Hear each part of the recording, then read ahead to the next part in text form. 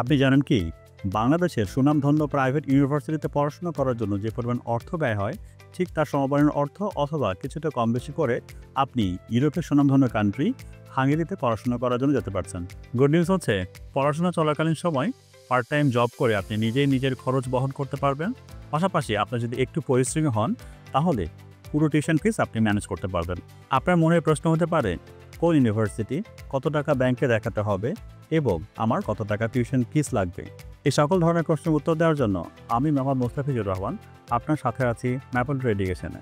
হাঙ্গেরিতে কিছু ইউনিভার্সিটি রয়েছে যেখানে আপনি লো টিউশন ফিস দিয়ে খুব সহজে ব্যাচেলার অথবা মাস্টার্স প্রোগ্রামে যেতে পারছেন। সহজে কিভাবে আপনি ইউনিভার্সিটিতে সিলেকশন হবেন এবং কোন সাবজেক্ট নিয়ে পড়াশোনা করলে আপনার যাত্রাটা সহজ হবে, এই পূর্ণাঙ্গ গাইডলাইন পেতে চলে আসেন আমাদের অফিস ম্যাপল এডুকেশনে। যদি আইএলটিএস থাকে তাহলে খুবই ভালো, আর যদি আইএলটিএস নাও থাকে তাহলে অনেক ইউনিভার্সিটি রয়েছে যেখানে আপনি পড়াশোনা করার সুযোগ পাচ্ছেন। যে কোনো প্রয়োজনে স্ক্রিনে দেখানো নাম্বারে কল করুন, ভিজিট করুন আমাদের অফিস ম্যাপল এডুকেশন, আপনার স্বপ্ন সহযাত্রী।